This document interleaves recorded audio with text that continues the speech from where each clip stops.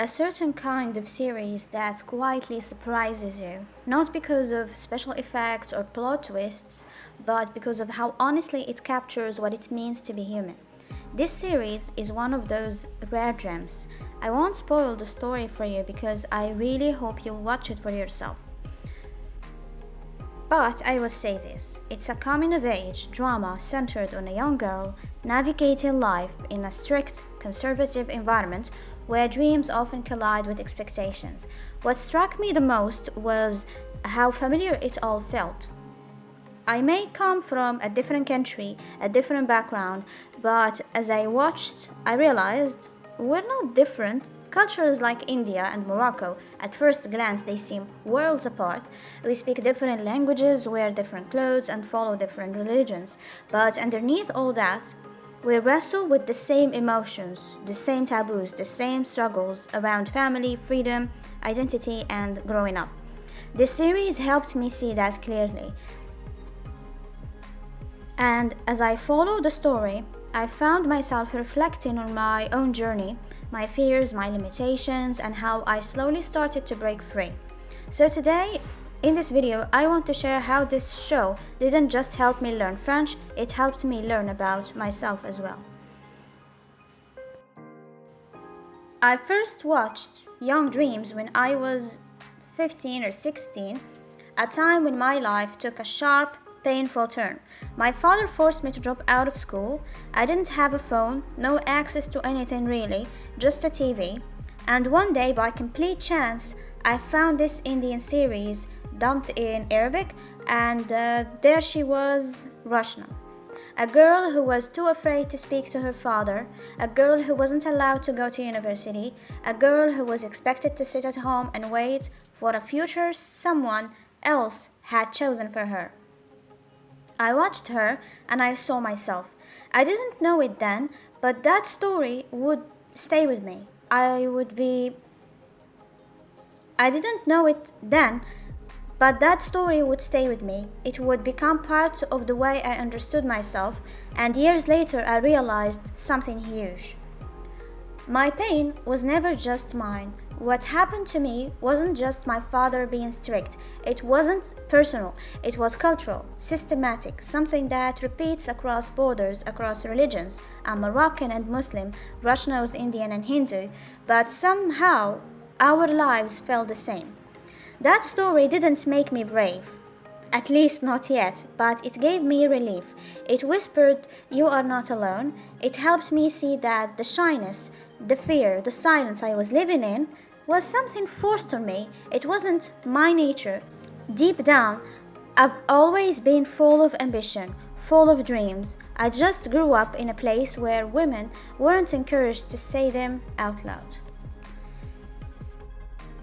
There was this other thing about Rashna. She was told, just like me, that if you want to have a good husband, you must be invisible, shy, silent, dressed modestly, not by choice, but by rule.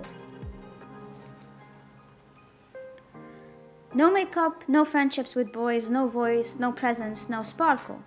And in the series, she followed all those rules. She did everything right. But guess what? No good boy wanted her. She wasn't noticed. She wasn't chosen. Even her fiancé didn't want her. He wanted Gunjan, the more outgoing, confident, expressive girl. That was my experience too. I spent my teen years in what felt like prison. I was hidden, controlled, punished even for talking to boys, for trying makeup, for wanting to go outside. And up until my early 20s, no one ever asked me out. No one ever saw me. It broke something inside me because I was told, be quiet and your reward will come, but all I got was loneliness and invisibility. Meanwhile, the girls who were encouraged to express themselves, to wear nice clothes, to speak openly, they were getting all the attention.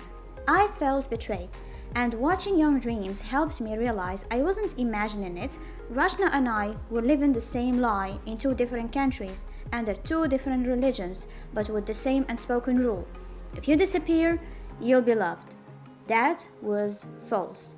Society has changed, But some conservative voices still act like nothing has shifted, and that is dangerous because it leaves girls like Rashna, like me, stuck in a dream that becomes a nightmare.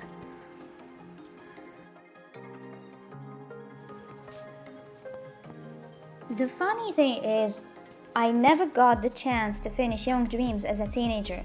Back in 2016, my dad didn't allow us to watch movies or shows freely. I would just sneak a glimpse, one episode here, 2 episodes a week, then nothing for a month. It was like trying to understand a book by reading random pages in the dark. Years passed, I became a teacher, I moved out, not far, but far enough to have a bit of space, a bit of freedom. And then something magical happened. I was trying to learn French. I wanted to get a second degree in it, but grammar books, random vocabulary videos, disconnected lessons, it didn't work. It felt cold and forced. Then I discovered Young Dreams dubbed in French. And suddenly everything clicked. I started watching the series from the very beginning, all 160 episodes, no skipping, no interruptions. This time, I wasn't just watching a show, I was reclaiming something I lost as a teenager. And I realized something. People told me French was impossible to learn, but that's because we were taught it in pieces, without spirit, without context, without emotions. But when you learn a language through a story, one that moves you, one that reminds you of yourself, you stay with it. You watch it 5, 6 episodes in a row, without even noticing, because you care, you're learning with your heart, not just your head. And now my French is improving every single day. I don't know if it'll help me pass exams yet, but I know it's helping me grow, and that's already something beautiful. But despite all those challenges, both Rashna and I found the strength to carry on with our education. You might wonder how. How do you keep going when the odds are stacked so high against you? For me, it was the quiet fire inside, this ambition that no one could take away, even if they tried to silence me. And for Rajna, it was that same burning desire to be more than what society expected her to be. We realized that education wasn't just about books or grades, it was about freedom, about breaking the cycle, about creating a new path for ourselves. That's what kept me going every day, even when I felt alone.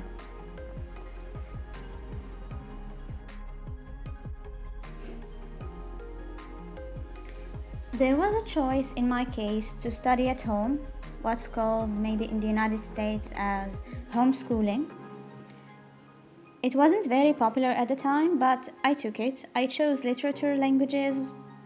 I was weak in English and only a bit better in French. Arabic is my native language, of course.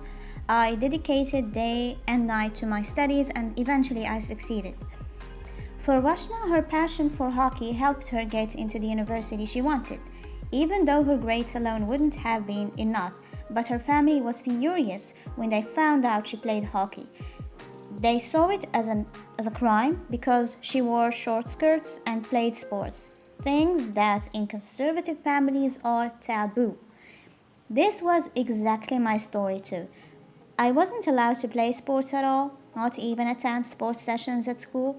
The reason was that sports clothes are revealing and a good Muslim girl shouldn't do that. It's something that haunts me to this day.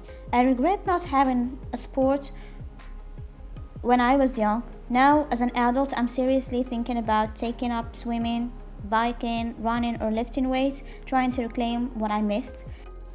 It's hard because in conservative societies, girls are often seen as sexual objects or subordinates, not as full human beings.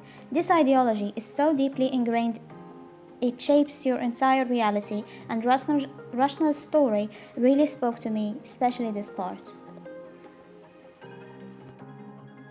What I loved most about this series is that it didn't paint a perfect, polished world like most movies do.